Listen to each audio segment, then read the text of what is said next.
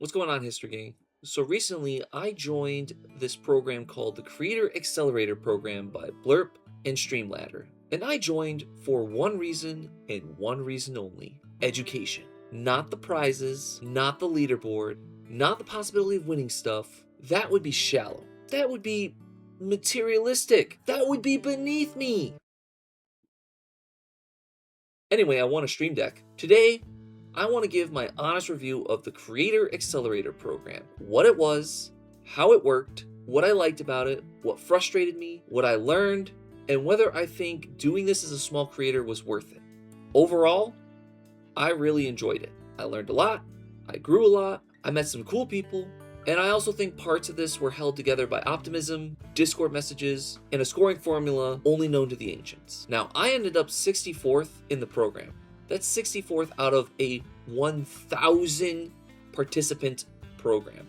That's with a little asterisk though that I'll explain later. So let's talk about it. If you have no idea what the Creator Accelerator Program is, here's the basic idea. You stream, you take your VOD, put it into StreamLadder's ClipGPT, let it make auto clips for you, you edit them using StreamLadder's editor, and then you schedule them to post on TikTok, YouTube, and Instagram. This was a 7-week long program that was basically a competition between quote-unquote small streamers. The program then tracked your engagement across all those platforms and ranked you and gave you certain points based off how well your clips were performing, based off of how many clips you were posting, and based off of how many clips you made using ClipGPT. So in theory, this program was designed to help small streamers grow in short-form content creation, which is honestly a great idea. One of the big problems with small streamers like myself is not going live necessarily, but what you're doing when you're not live.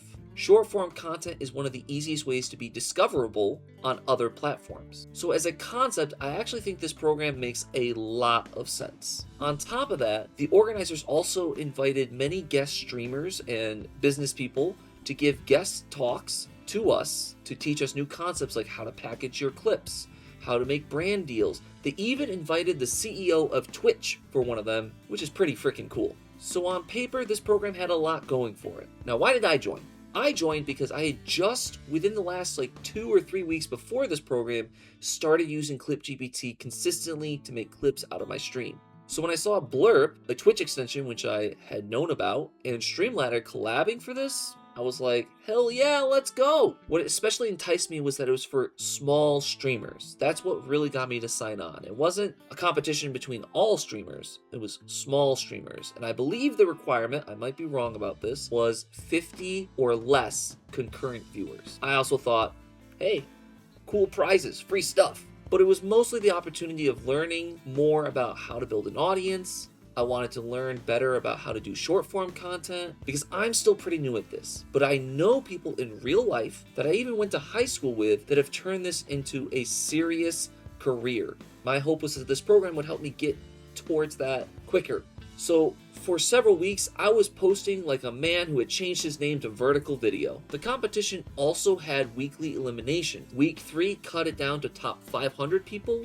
Week 4 cut it down to top 400. Week 5 cut it down to top 300, week 6 cut it down to the top 200, and week 7 cut it down to the top 100, which was the last week of the program. So throughout the competition, there was a real sense of momentum and pressure, and I kind of liked that part. It made things really exciting. Now let's talk about the results, because this is where I think the program genuinely proved its worth to me. During the program, across all those platforms, TikTok, YouTube, and Instagram, I roughly gained about 181,000 total views. That included about 71,000 from YouTube, 71,000 from Instagram, and about 39,000 from TikTok. On YouTube alone, I gained 23 subscribers and crossed the 100 subscriber threshold. This was real growth. I saw more views, more followers, more traction, and more evidence that my content was reaching new people other than my existing audience, which is basically just my wife. I also had a couple clips really pop off, which was exciting, especially one of them that got up to 135,000 views on Instagram. It's basically like the internet looked at me for one solid second and said, let it cook. There were a lot of things I really liked about this program. First, it gave me structure. Second is I really learned a lot of valuable things from this. Shout out to Tannis at the Disco. for reviewing my clips. She invited streamers to share their clips with her, and she would critique them and give us some helpful tips. And I learned a lot about how to package my clips, how to make them more engaging. And what's best about her advice was it wasn't sugar-coated, and I mean that as a compliment. And sometimes that's better than someone just patting your head saying, "Good job, buddy." Sometimes you really need someone to look at it and say, "That hook is weak. Fix it." I was also interviewed by Aled Dream Game On, another streamer who was a part of the program, who was doing interviews for everyone. And it was great to meet her. It was great to collab with her. At the time I'm recording this, I actually don't know how the interview went, so hopefully the interview went well. I'm assuming it went well. But one of my favorite experiences out of the whole program was I was actually a part of a collab stream, and I had never been a part of one before. There was a Team 17 giveaway for a bunch of games, and I was not chosen. But a couple of people from the Golf With Your Friends collab backed out, and Shane in the Discord posted, "Hey, does anyone want to take their spot?" And I swooped in like a hawk and said, "That's me, I want that spot." And they invited me, and it was a great collab. It was really fun, and I met some new people, and hopefully I will collab with them again soon. I also want to give credit to where credit is due. Once I actually got into the right Discord, the support was usually very responsive. Most of the time they got back to people very quickly. They were doing a great job. Especially shout out to Shane. Shane, you're the GOAT. You're the GOAT, man. All right, now let's explain the asterisk when it comes to the leaderboard. So the organizers themselves claim that there was 1,000 people that signed up for the program. However, when you look at the actual leaderboard, there was only ever 769 people. On top of that, the bottom 200 people had basically 0 points, meaning they either forgot they signed up or just didn't do anything. So when I say I'm 64th out of 1,000 people, it's more like I'm 64th out of 500 people. All right, now for some balanced criticism, because while I did like a lot of things about this program, there were definitely some things that weren't so great. The first was communication. I don't think it was super clear that there was a separate Discord for this program. StreamLadder already has its own Discord, so I just naturally assumed this would be just like a wing of that, like one particular page of that. No, there was a whole other Discord server, which I didn't join until the 3rd week into the competition, when they put my name in the top 500. So it would have been nice to have known that or make that clearer. I'm sure there probably was a section that was really clear.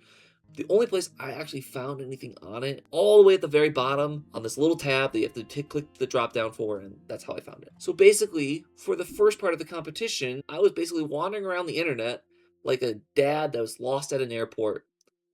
Hello? Is this the event?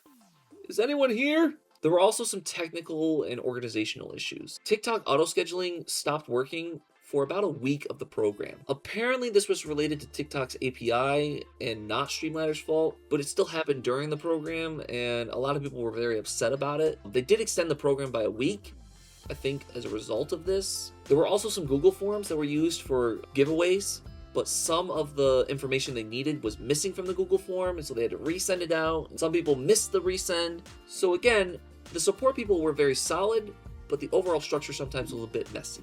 And then we get to the leaderboard. Yes, the leaderboard. It's the source of both my motivation and also my emotional damage. The program used a top secret formula to calculate points. After a while, some people noticed that the highest ranking creators tended to be the ones benefiting from just spam posting a lot of clips. So midway through the competition, the organizers changed the formula to weigh engagement more than quantity of clips. Now, in theory, I actually agree with this change. I think it's actually very healthy. I think quality should matter more than just volume, but changing the formula mid-competition definitely upset people and shook people to their very core, and I ended up losing about 4,000 points. It was one of those moments that you just stare at the screen and go, wow, awesome, love that for me. Then, near the end, things got even messier with the leaderboard. During the graduation ceremony, the last thing of the entire competition, the leaderboard updates for the final time. I had been posting clips. I had been, being like, oh, like, comment, subscribe. I'm really pushing hard, trying to get people to engage with my clips, editing them the best way I can. I open up the leaderboard. I scroll down to where I am, and I'm sitting at 101st. Not 150th, not 200. I'm sitting at 101st. So I thought I missed it by one spot. I was so mad. I was ready to flip tables. But then I noticed, wait a minute. I have 10,000 points. 100 has 4,000 points. Let me do the math here. 10,000. 10,000 is more than 4,000. Why am I in 101st? So I went to sleep that night thinking that I had lost it because of some sort of technical glitch, or maybe they disqualified me or something. And then I woke up the next morning and I was 64th. But that's not my biggest critique. Like, this is very nitpicky little critiques here and there, but this is my biggest critique of the program. While I think it's fine to have a general overall leaderboard, I think it's a little unfair to have someone like me go up against other really quote-unquote small streamers. And I put that in quotations because some of these guys had hundreds of followers, thousands of followers, tens of thousands of followers. One guy even had more than 57,000 followers. I have less than 150. It's like someone invited me to play basketball, but my first opponent is LeBron James. Now, that doesn't mean that those big streamers didn't work hard or that they didn't earn their spot, but it's a lot harder for me to get up there than it was for them. They've already got followers.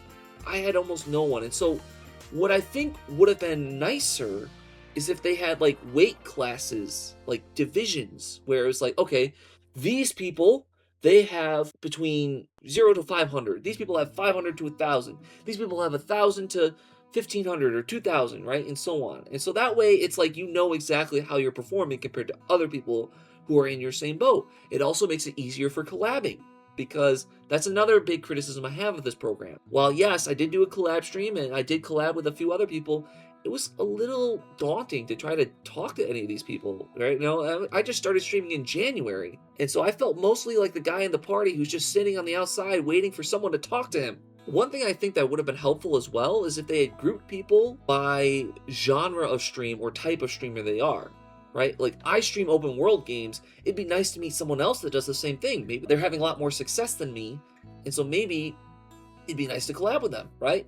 So grouping people by genre, grouping people by the number of followers they had, overall just providing more opportunities for us to organically collab with each other. There was a set up a collab option in the Discord. As for the prizes, I have mixed feelings.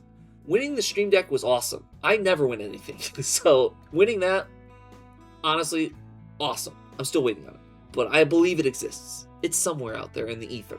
Making the top 100 was also awesome, but the actual top 100 prize, it's cool, but I feel like it could have been a little bit better. It was more swag bag than game changing. Also, they did award some subscription services, but neither of them really applied to me because I've been using Blerp.